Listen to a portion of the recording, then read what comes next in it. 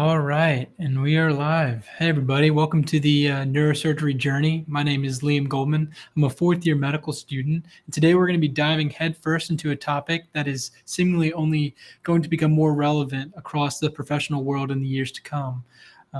And that's social media usage, in particular, social media usage in medical school. Here to unpack this topic is a medical student who has spent several years building an incredibly popular social media presence across multiple different platforms and a YouTube sensation in particular. You may know him as NDMD. However, here at the Medical College of Georgia, we just call him Andy. So, hey, Andy, welcome to the show. Thank you. Thank you. I appreciate it. It's good to be here. And of course, you know, it's different being on the guest side of things. I'm so used to being the host of my own interviews. But I could have picked a better host, man. Liam, thank you so much for having me and this incredible platform that you're a part of. Oh, you're too kind. I'd be remiss to say that I probably would not have reached out to the Brain and Spine group if it wouldn't have been for our friendship and relationship. So I appreciate all your support. So thanks for that.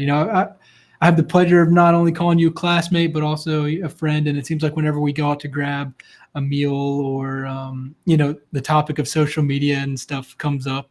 And all of its benefits and pitfalls. Admittingly, I'm not the best person to give social media advice, as I have no social media accounts. So you will be our guide and our expert on this journey in this episode. So I'm excited to continue the conversation tonight. Of course, of course. I know I've been trying to convince you to get on social media, at least create yourself an Instagram for the longest time. But like you said, there are many benefits to it as well as many pitfalls, especially with kind of the added weight of being really constantly evaluated in medical school as you look to have your grades for your own home programs, but also any programs that may be looking at you for residency. All right. Before we kind of get into things, I wanted to mention, say that you've talked about this social media medical school to quite an extent on your channel. So if for those listening, go check out NDMD Productions, and you can listen to some more episodes on this if you so choose. I guess so. Before we kind of get into things, for those who are listening to this podcast that aren't familiar with you, tell us a little bit about yourself. Oh, the good old icebreaker interview question. But so my name is Andy Wynn. On the internet, or at least on YouTube, you can find me as NDMD, kind of a pretty sentimental nickname that I got back in high school from one of my friends who is now a MD PhD student at Duke Medical College. But that name stems from kind of just support that I've had along the way in a very accelerated program. So I grew up in Augusta, Georgia, and out of high school, took the route of an accelerated BSMD program where you would seek to complete your bachelor's degree in 3 years, and you would have conditional acceptance into an affiliated medical college as long as you hit some like GPA, service, interview, and MCAT requirements. As long as you hit all those check boxes, you have a guaranteed seat at the affiliated medical college, which for me was Medical College of Georgia. As part of that program, I stayed in Augusta to do my undergraduate in cell molecular biology at Augusta University. It's a pretty small undergrad place, but it's been a joy kind of seeing this city and its institutions grow in the same ways that I've grown over the years. And I really attribute a lot of my support, especially to the media side of things, to kind of my hometown and maybe some of the smaller institutions that I've been a part of. As this stuff is, besides the 1 week of masters, Augusta, Georgia doesn't exactly like ring any bells to anyone outside of Georgia. You know, it's not the name that's in flashing lights, making all the headlines. So, you know, when faculty, residents, and even like some of my professors in undergrad saw that I was doing some of these things, they were always super supportive because it was like the first person really to kind of push those boundaries in you know, a comparatively smaller city. But yeah, I'm in the same class as Liam here. I've been very fortunate enough to call him up here a friend over the past several years. You know, fingers crossed, we'll be matched and graduated in the class of 2024. Amen. Yeah, to your point there. Yeah, it has been really cool kind of going to medical school in a bit of a, you know, smaller city, town, larger town, I guess. It really has kind of grown a lot even in these 3 years or so that I've been here. So I can only imagine what it's been like for you, you know, being here a little bit longer. I get, so you were interested in medicine very early, in, I guess, because you were committed to a BSMD program out of high school. What was your inspiration to pursue medicine in high school? Yeah, that's a great point, and I was the fourth full class to go through this BSND program at Augusta University / MCG. So I've been able to play a pretty, you know, significant role in growing that program, evolving it, as well as advising prospective applicants to it. And the one thing I always say for these programs is, if at 17, 18 years old, if you ask yourself, you know, do I want to be a doctor? If it is anything less than 100%, it's a no, and you should not apply to these programs, because it is, you know, it's a contractual commitment, and it is not a short one either. So clinical experience has been the key. I was fortunate enough to be involved in a clinical research program kind of between my junior and senior year of high school. And I was actually working in a exercise physiology lab at MCG. Kind of full circle moment. The PI I was working under ended up being my last like CBO preceptor before I went to clerkships. So Oh, wow. just fun things about, you know, living in the same city that you go to med school as. But during that summer, it wasn't your typical like pipetting, and I was kind of like taken under the wing by these two transitioning M1s to M2s at that time. They have since, oh gosh, they're probably done with residency. One went anesthesia, one went emergency medicine. And those guys like showed me what it was like to be a medical student and to, you know, have that passion for clinical medicine. And not just that, but because we were a clinical lab, I was actually seeing patients. So it was like my first taste of patient interaction, to hear these longitudinal stories of the you know, experimental treatments that were giving these patients a sense of hope, and to follow them over time, see them getting better. I think it was a moment of like, yeah, I can see myself doing this. And you know, the thing that really hit me was when I would go in and the program was like a 9 to 5 job. I was never looking at the clock when I was there, and you know, that's always a good thing and a key into you're in the right place. Yeah, there's a saying that I heard in college when I was applying to medical school is that when I was thinking about why medicine, and it was along the lines of medicine is the most scientific of the humanities, but the most humanitarian of the sciences, or something along those lines. And I think that goes a lot along with what you were saying, where you were kind of, you know, in the lab and seeing and working on kind of like the background of these treatments, but then also seeing it on the clinical side there, and seeing the humanistic aspect of medicine, and bringing those two things together. I think it really is something that is so beautiful. So let's kind of transition into the social media side of things now. Why did you get into social media? What was your inspiration, and like how did all this start? So before medical school, I did have a background as professional, like freelance photographer, videographer. I picked up a camera back in high school. Like, and for anybody that knows cameras, my first one was a Canon T1i. It literally did not even have autofocus.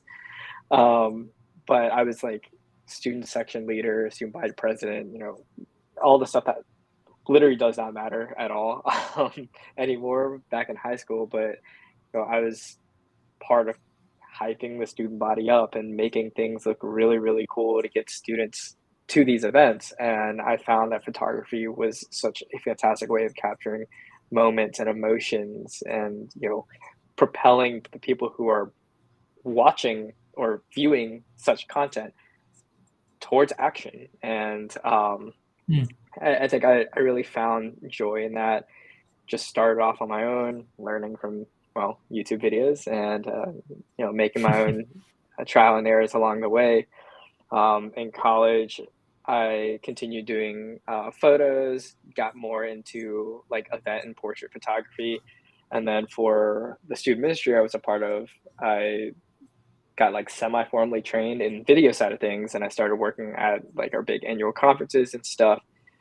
And once med school rolled around, I'd had all this experience of like the back end editing, workflow, all that. And it was a skill set that I loved and enjoyed. It's an art that I enjoyed, and I didn't want to lose that. And I think I kind of stumbled upon YouTube, as I think every kid nowadays has like in the back of their head, I kind of want to be a YouTuber on the side, or like, that's really cool. Yeah, that's something that 10, 15 years ago, nobody would desire as a side hustle, let alone a career. But I saw that I had I had the ability to create good videos. I saw specifically that it was hard to make connections, because keep in mind, when we first entered med school, it was peak COVID, so like nobody could interact with each other. Virtual world through photo, video calls was how we connected. And so, like many things, this channel kind of was the birth product of COVID and isolation. And my first serious video was about my BSMD program. It was like a 40-minute long rambling of a poorly lit Andy sitting in his bedroom trying to use kind of the videography fundamentals I had to share my own experiences, something that I saw was not out there on the platform. Because when you look up these programs, it was always, how do I stat pad to get in? Like, what do I need to say to get into these programs? What MCAT score do I need? And it was all from the standpoint of like an admissions officer, but never like hey, what is it like to be a student from these programs? Like, what is it like when you actually get in? Right. And so I remember that video getting like the first like 1,000 views, and I was going like, oh my gosh, what is happening right now? But to a greater extent, I saw the comments of like, this is so useful. It's something that I've never seen before, and I'm looking into these programs, and you've answered all my questions.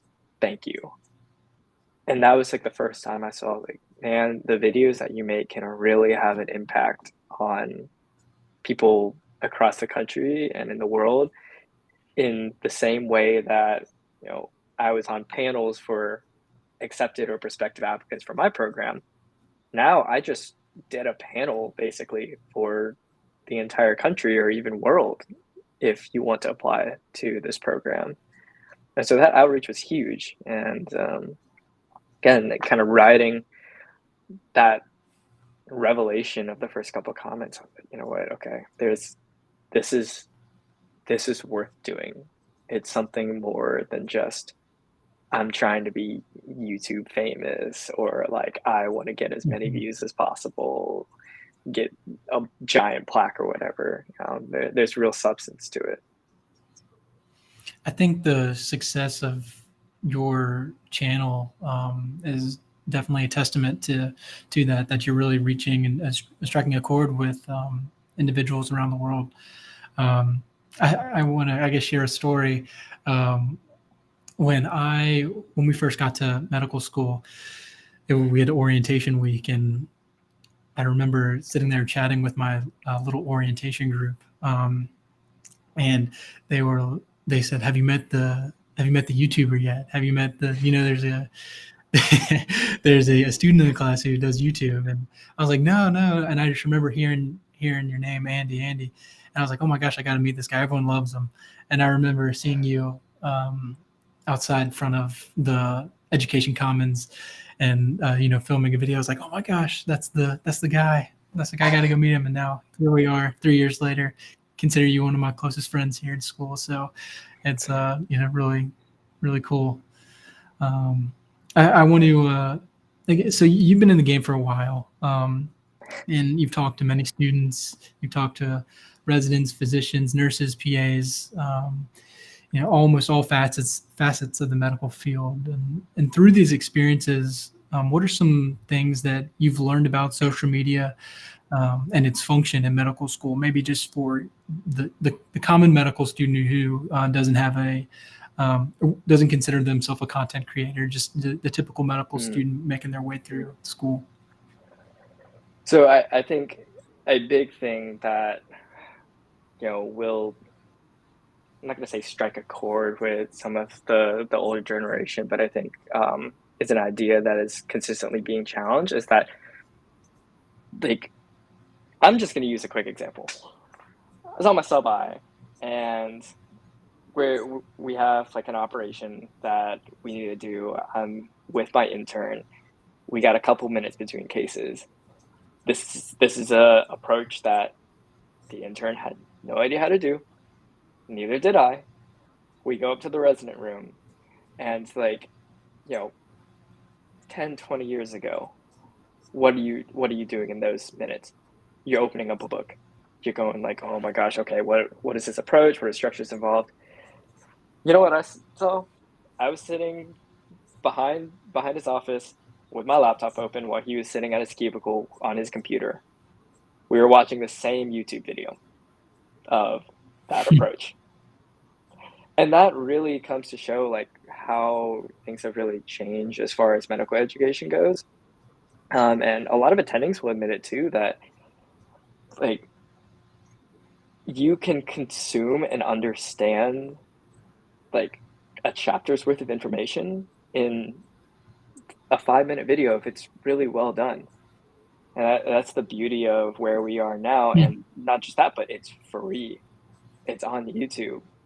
Like you don't have to buy a subscription or a book for that. You can just, look it up. And so, to the students that don't have social media, first and foremost, it's a resource.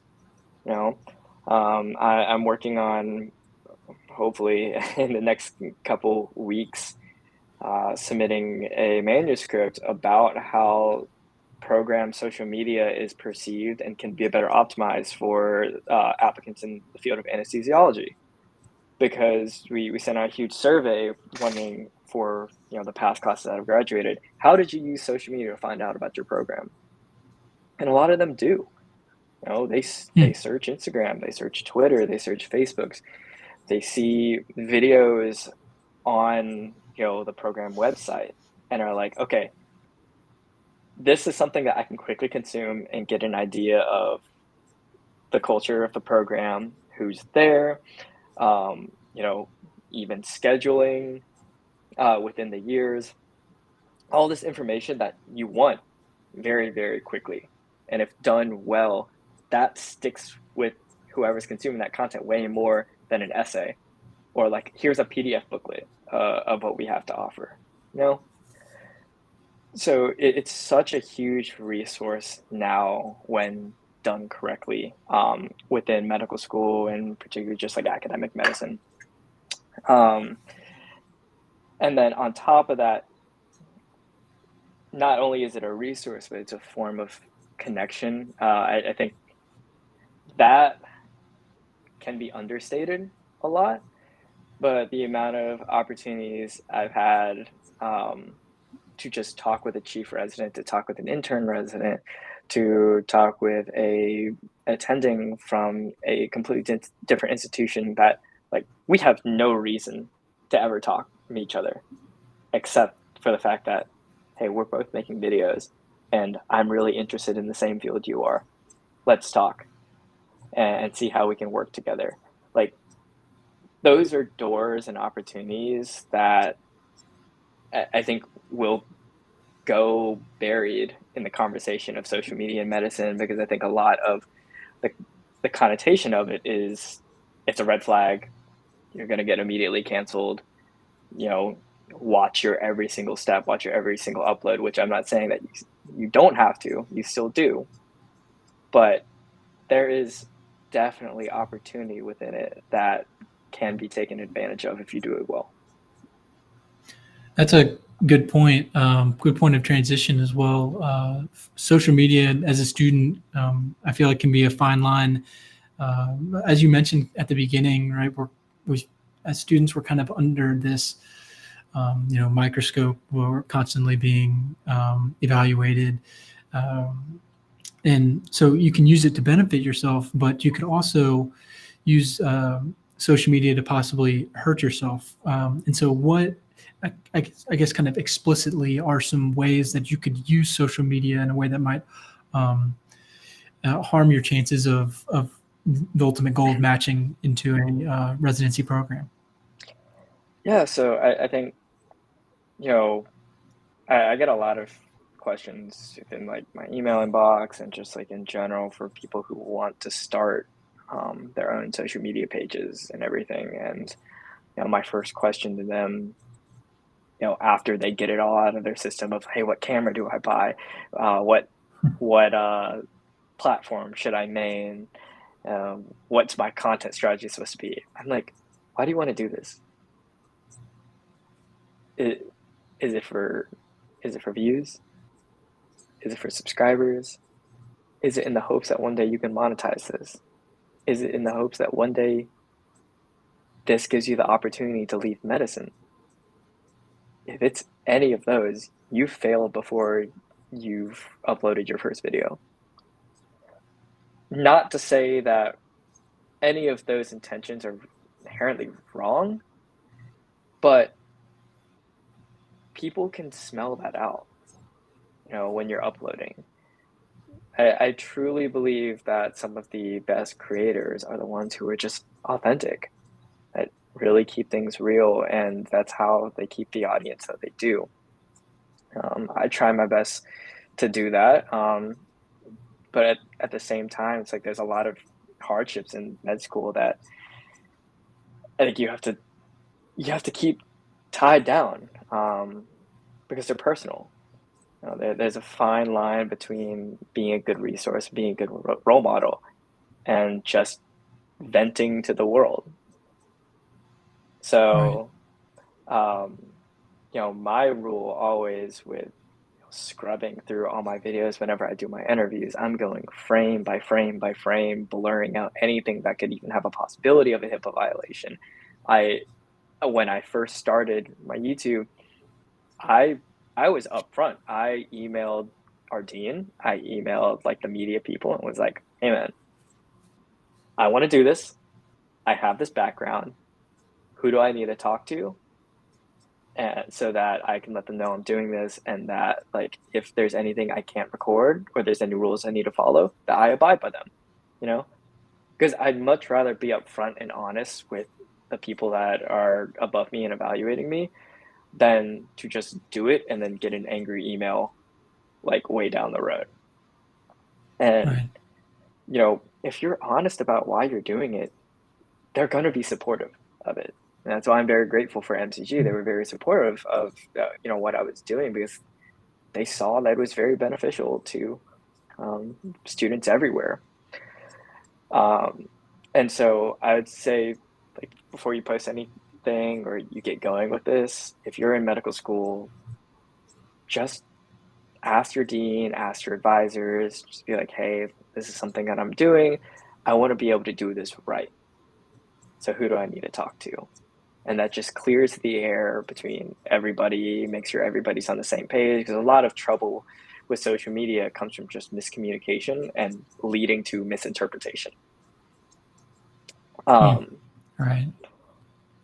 And so, that kind of mitigates a lot of somewhat of your administrative stuff, but also whenever you're posting anything, like I watch it over 10 times. I'm like, would I be proud to show this to somebody that is like interviewing me for residency? If I have any doubt, it's got to be 100% yes. If it is 0.0001% no, I'm not uploading it. And that's just a golden rule for everybody. And I don't think you necessarily have to have a huge following to follow that rule either. Right. That's just social media safety 101 to be honest. Yeah. But having that baseline recognition that you are being evaluated will help. And again, I'm not saying that you post things that you or hide the things that you enjoy to do. If you love skydiving, post a picture of you skydiving because that's what you love to do.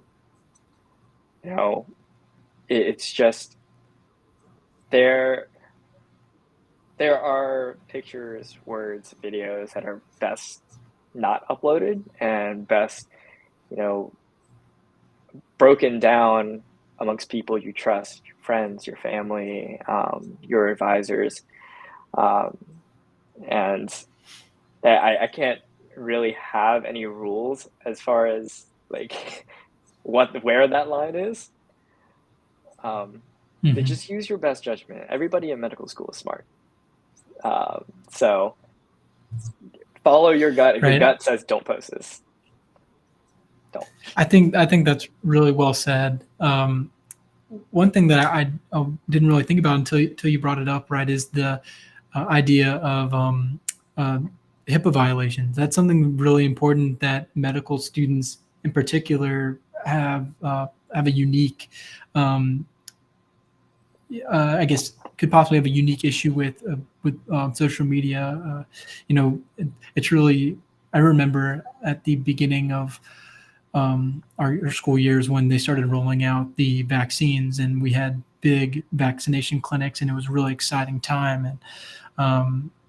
And a lot of people were really excited and taking pictures. And it was important to remember at that time that, that these are patients, and sometimes they don't want their information to be shared online and in a public forum. So that's definitely something as medical students to definitely be cognizant of down the road, not only in addition to making sure that you kind of are upholding a profile that's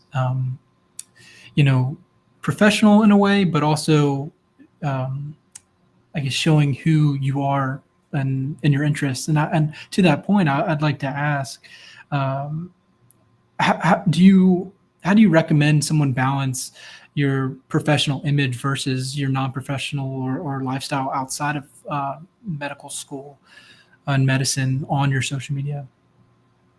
Oh, that's a good question. It's hard. Samir, what's up, man? I see you in chat. Appreciate the love. That's a hard question to answer. Probably because I personally have overcomplicated it as well. I think the answer is a lot simpler than I make it out to be. I think it's easier the smaller following you have to separate the two entities. I think now for me it's difficult. For example, when I'm on rotations, I never bring up my YouTube unless brought up to me. Just because when I'm there, I'm not there to film. I'm not there Andy the YouTuber. I'm Andy the medical student, here to learn, here to be a part of the team that I'm around. And so I never really talk about it. And it's funny, I still remember on my internal medicine rotation, on my last week on the cardiology service, we had an attending switch, and he was like a young, fresh out of fellowship attending. And we step out of the room, getting ready for rounds. We're just standing around, and like my attending just stops, looks at me up and down, and goes, "Do you have a YouTube channel?" And I just kind of like bust out laughing, and I say yes, and all my residents whip around, and they're just like, "You have what?" And like, no, but in the most like positive, like, that's so impressive. We really love this stuff, and it makes a unique way. However, I that's a coin flip that I'm not really willing to gamble on in important times like clinical rotations, you know? Because some people can view that as a very positive and unique thing, but others can view that as a, oh, you know, you're a cloud chaser. Oh, you this is like your entire personality, or oh my gosh, I have to watch my back because I'm gonna get filmed, you know, when I'm not looking. And so all of that just distracts you from being present and learning and doing your Mm. job as a medical student. So for me, you know, I know you asked like keeping professional, or I guess like personal versus social media, or was it more professional and social media? Professional versus your, I guess, kind of non-professional lifestyle I side guess of that, things. yeah, I guess that wraps social media in it. So yeah, like for me, I keep those two separate unless brought up too. Um, and I never hide it. It's not like I deny that I have a YouTube channel or anything, but that's just not why I'm in med school. That's not who I am on rotations. So again, I don't bring it up, and I've had residents tell me it's a bad thing that I don't bring it up. I've had residents tell me that, "Yo, you should talk about this so much more because all the other residents don't know about this." But yeah, there's that part of me that goes, I'm not really willing to play that game on the off chance that, you know, an attending or resident doesn't like it, and it does. That is kind of the constant battle of having a social media presence in medical school, because like, you know, your intentions, right? You know why you do it, and it's also not really your job to convince other people of your Right. intentions. And no matter what you say, what you do, somebody's going to misinterpret it, and you won't be able to change their mind. That's just, you know, the constant con of social media. You know, the truth gets skewed, and you have no alibi. You just have to be like, okay, you're going to believe what you believe. And, you know, for when you're combating keyboard warriors, that's no issue. When you're talking about your chief resident or attending, then okay, that situation gets a little bit more complex. So for me, if you do have a social media presence or want to create, you know, a profile while you're in medical school, be upfront about it to the people that like you need to, administration, everything, clear the room, make sure that you are aware of the rules that you need to follow to keep you, your patients, and your team safe. Two, just don't make it your personality. Don't never, never ever introduce yourself as like, hey, my name is so and so. I have so many followers, or I'm a big deal on TikTok or YouTube or whatever. That will never play in your favor. um, and really, three, be proud of the work that you do. You know, if it's acknowledged by the people around you, like, accept it, because you truly do earn any sort of following, based off the art and the really perseverance that you have. It's a lot of hard work and time put in that nobody really sees to make each and any individual post, whether it's YouTube, TikTok, or Instagram. So like those I think would be my 3 guidelines to create that boundary, but also navigate how I think unique that relationship gets. And I will say clinical rotations is like the place where you need to navigate it the most carefully. Right, right. So I guess more so on the business perspective, um, and kind of taking this more into, I guess, like yeah, it's just more so on the business side of things. What's the best platform for students to use when they're here in medical school? What ways can students use these platforms to help advance their careers? Um, so that I think depends on your eventual career goals. So I think everybody has to make the decision when they graduate, residency and everything. Do they want to go private practice or academics? And there is space for social media in both, and just huge opportunity in both spheres. So within academics, we've already hinted on kind of like the medical education opportunities there, particularly within the surgical fields. Like it's huge and it's a growing resource that will always need more content. Um, and one of my big inspirations is hold on. Oh, Dr. Antonio Webb. There's so many. Yeah, that Oh Dr. yeah, Antonio Webb. Dr. Webb. Fantastic content creator, but also an incredible surgeon. And some of my first exposures to orthopedics was watching his spine videos, where he's literally taking GoPro footage from his head and uploading it. And that honestly is both academics and also private practice. That's a fantastic example, actually, of private practice, because he owns his own practice in Texas. And all of those videos and educational things that he's putting on his channel is more evidence that he's a fantastic surgeon. He knows what he's doing, and building up this ethos of you can trust me with your spine surgery, right? And if you have a large presence, how many times are you really like diving deep for a specific doctor? Unless it's a super major surgery, not too often. So Right. if your name is a very big name, just by like recency bias, you'll say, oh, I think he's pretty good. Let's go to his practice. And I think that can also apply for academics too. Obviously here, Dr. Rakowski has his own channels and everything. And man, based off of his channel, he got an interview invite from Vice, I think, to talk about like Oh yeah. Bob Saget's death or something. He made a video on it that went viral, but because he made a video about it and he is Dr. Rakowski, neurosurgeon, it builds this ethos that now all of a sudden people are going to search for that person's name and go, if I need a brain surgery, I want this guy because I've seen his videos. He knows what he's talking about. And that's kind of like on the surface level how social media can benefit you in your career. As far as a business perspective, you have people seeking you.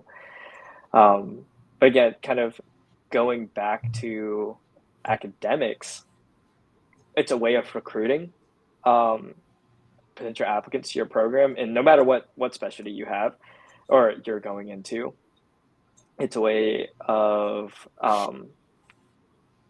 bringing in funding to different programs. You can showcase the incredible innovation that you have, amongst your residents and faculty. And now all of a sudden, if that video catches wind, companies are like, or even investors are going, okay, they're doing something really cool here. We should look into this more. And so I'm talking to all the hospital administrators out there that you should invest in your social media and let it be run, or at least have it be overseen by actual physicians, please. But yeah, academics, I could go on and on about how that's super beneficial within that sphere. Um, eh, I think the private practice implications are much more obvious. I've worked with a lot of surgeons who own private practices, a lot of physicians who are graduating residency and about to enter private practice that are leveraging their social media platforms as ways to direct patient traffic to their practices, which then, in turn, it turns into more revenue. And a lot of them started their social media presence in residency, before they had it. So, the work that you do, even as a medical student, can eventually spill over down the road into your career and can really get you outreach that no billboards or Facebook ads are ever going to do. Right, right. For the medical student in particular, personally, I know of a few colleagues who have, gotten involved in research projects by simply DMing residents or attendings even. And as somebody who doesn't have social media, this is kind of a foreign, topic to me, but it seems like something that's becoming more commonplace. Um, and so while networking or connecting with physicians, I've had to use the old email, but DMing does seem like a a, a valuable, I guess, avenue to take for students. What are your opinions on that? I know that every physician and every resident is going to have different, I guess, opinions on it. But I would like to hear your thoughts on that. Well, in my personal experience, I've done both and have gotten research, shadowing, and networking opportunities both ways. I just personally don't enjoy Instagram DMs, or DMs in general, just because, like, if I'm getting a ton of nonsense in my DMs and I have to filter all of it out, I can't imagine what a physician would be getting. So for me, I always tell people the best way to reach me is through my business email, because it's like if you took the time and did an email, you're pretty serious about what you're asking me or Right. wanting to do. That is that to say that I have never DM'd, physicians tending to residents for advice. Oh yeah, I've done it and I've gotten great responses. It's just I think you're gonna there's a higher percent success rate on the email side of things than the DMs. And I'm sure you'll get a ton of people saying, okay, DMs are very unprofessional, which, like, I can see where they're coming from, to be honest. Um, you kind of have to read the room, kind of read the person receiving the message too. If they seem like a very academic, research heavy person, maybe DMs aren't the way to go for that. Right. Now, if it's a simple DM of, hey, I'm interested in working with you, what's a good email that I can reach you at? I don't see there's any problem with that. I think that's a good middle ground of, I want the connection, but I also want a more formal means of communication that will show you that I'm serious about working with you. Right. Gotcha. We have a question here in the chat. Yeah. It says, from Jeremiah, thank you for your question. Would you guys suggest starting a YouTube channel in college while in pre-med? Curious if I should start. What are your thoughts, Andy? Um, I mean, my question would be if you're planning on continuing it throughout medical school, and also kind of like what your niche would be. I think, like, in this particularly YouTube creator world, you have to figure out where your little network is. I was about to say bubble, but let's use the word network, because that's how the algorithm recognizes who to get your videos out to. And without diving way too deep into kind of algorithm talk and social media outreach in that regard, know what kind of videos you want to make, know what you want to make them about, and if anything, if YouTube is your platform of choice, I would highly recommend just learning basics of cinematography, lighting, camera settings, and most importantly, editing. Because I see so many students as like a first or second year want to start a channel, and they come to me and they're like, yo, I got all this, like I have all these ideas. Like, how do I get started? I'm like, well, you have to edit them. They're like, okay, sweet. That means I can get, weekly uploads like you, right? I'm like, sure. And then they sit down, they're like, why is it taking me a week and a half to edit a 11-minute video? I'm just like, it's tough.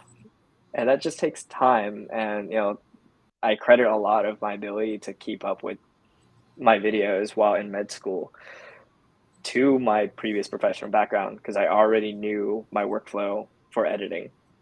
And a lot of the med students that are coming in wanting to be a YouTuber are having to learn the software while learning everything else in med school. And your brain only has so much space, and there's only so many hours in the day. So if you are planning on maybe doing something medical related, start out very simple with just learning the software. Pick your choice. If you're an Apple user, Final Cut or even iMovie is free. Um, if you're Windows, Premiere is great. And on both, a fantastic free software is DaVinci Resolve. I see a lot of pros actually moving to DaVinci Resolve nowadays. So pick one, learn it, get a workflow down, and that's the stage you want to be in as a college student to get you prepared for if you desire to do it in med school. Awesome. Great answer. Jeremiah, I appreciate your question. That was, as we get close to the end of the discussion here, that was one of my final questions. Or any advice to students wanting to pursue medicine, also interested in starting a YouTube channel? So thank you for that. I guess adjacent to that question, do you have any advice for just college students or medical students in general out there looking to pursue medicine? Oh man, I think I would offer us to tag team this, because we we offer two very different perspectives on the field. I think my situation is very unique. Not many people can make that decision or even want to make that decision at 17, 18 years old. Um, it it's a commitment for sure, but I, as like kind of a hopeless romantic storyteller, have felt the most joy being in this field, because you truly see the most human moments that this experience and existence has to offer. Um, but not just that, but offer some semblance of hope and help in those moments. And truly, there is nothing more beautiful than that. So, like, I would say get some clinical experience for sure, regardless of if your program requires clinical experience hours. It's just good to get an idea of what you're getting yourself into. Um, because there's also a lot of back end work that people don't see, and nobody on YouTube, Instagram, TikTok is really going to glorify like the amount of notes that you have to do, administrative stuff, running up and down the stairs, like getting papers to where they need to be, tracking down labs to see if they're actually done. Those are all things that aren't pretty in this field. So getting some shadowing experience to see that true side of things will help you guide your decision. I think also a big word of advice, particularly for those who are watching my own content as well as any other um, med creators content, is to understand that we're trying to be helpful. We're trying to stay positive, but there are so many moments off camera that are very difficult. However, do not let any of us convince you, and I'm telling that I'm saying that to my own audience too. Do not let any of us convince you that medicine isn't worth it. There's this narrative across social media that once you get in, your only objective is how to figure out a way out. And Dr. Rikowski aggressively touched on this in one of his videos, because there are a lot of creators that are just like making medicine out to be just a horrific field. Are there terrible moments? Yes, but none of us went on YouTube to become a YouTuber. I think we wanted to share our stories and true experiences to an audience that may not have the chance to see what it's like in the life of a medical student or resident physician. That's why the whole 73 question series started. It's because I know there are so many people that don't have the luxury of having a friend's family who's a doctor in the local hospital, or they might not even have the luxury of having a local hospital around them to shadow, like, or even talk to a dermatologist, a neurosurgeon, and an orthopedic surgeon, plastic surgeon. So, we're on YouTube to share those stories to people that don't have access to it, and to have fun along the way, keep things real. Just do not let any of our tired eyes and sometimes like defeated attitudes turn you away from it. And I think that's a con of social media, to be honest, and it's something I'm learning even now how to navigate that. Yeah, well, I really appreciate your perspective there. I have to echo a lot of what you said. It's the journey to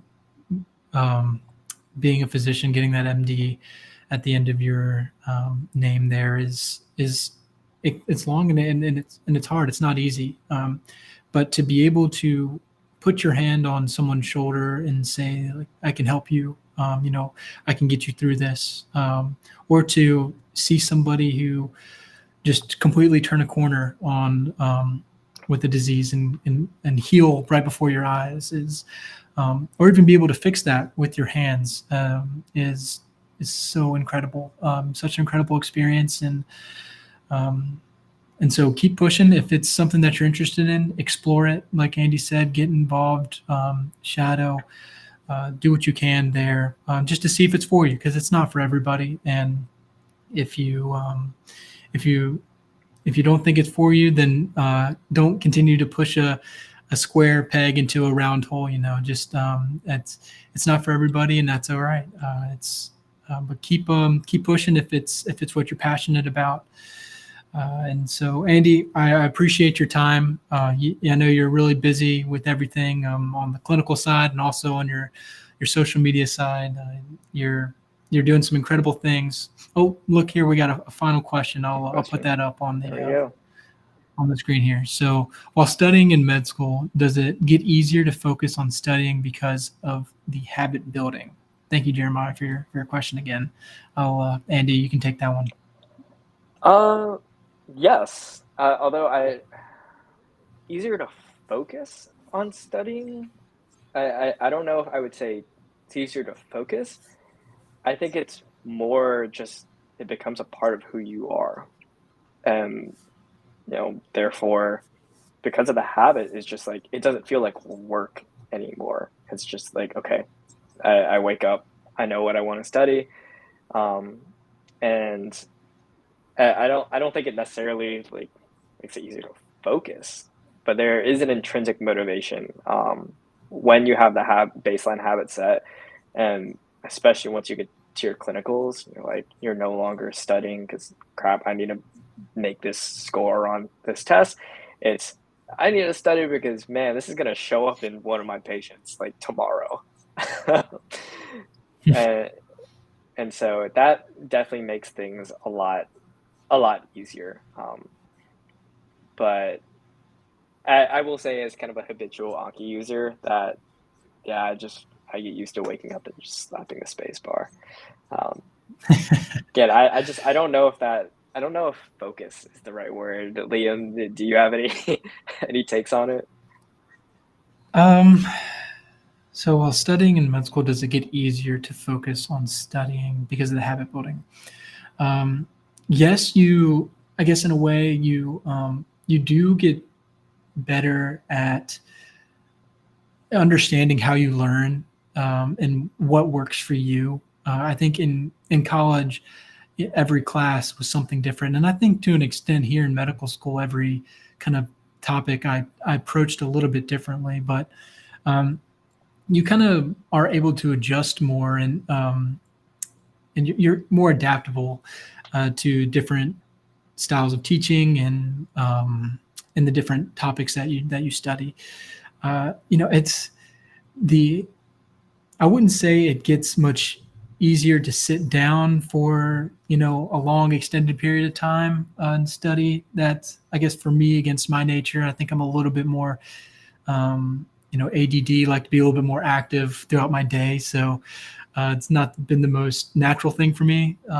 But like Andy said, it is the things that we're studying are incredibly relevant to what we see in the clinic. So um, that makes things, when you have that relevance of what you're studying, it actually makes it easier to, to learn and to then apply in the clinic.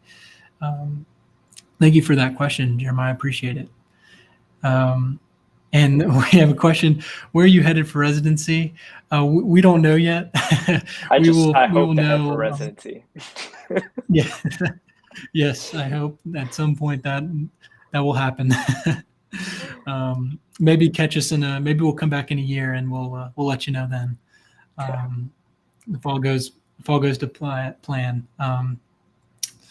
So Andy, I just want to say, yeah, thanks again for your time. I really appreciate you taking the time out of your day to come chat with us and teach us a little bit about how to navigate medical school with social media. So I appreciate your time. Oh, likewise. I appreciate your time as well. I know you're busy studying for some big exams coming up, and again, thank you to the whole Brain and Spine group. I'm thankful for y'all support, and I know a lot of the members do watch my stuff, and I'm just incredibly grateful to really have your support and see people who watch my stuff in person. Again, yeah, Liam, you're a part of a great group, and you guys are another living, breathing example of how connected social media and medicine can be. Oh, well, I would appreciate you here at Brandon Spine Group. Thank you again. And again, to those listening out there, if you wanted to check out more videos about social media and medical school or anything else, really, you can go check out the Brandon Spine Group, or you can go check out NDMD Productions. He's got, he's active on TikTok. He's active on YouTube. He's got a podcast. He's got many different platforms out there. So thanks again for everyone stopping by. And you can join us on the next episode next week. Thank you. Have a good night, everyone.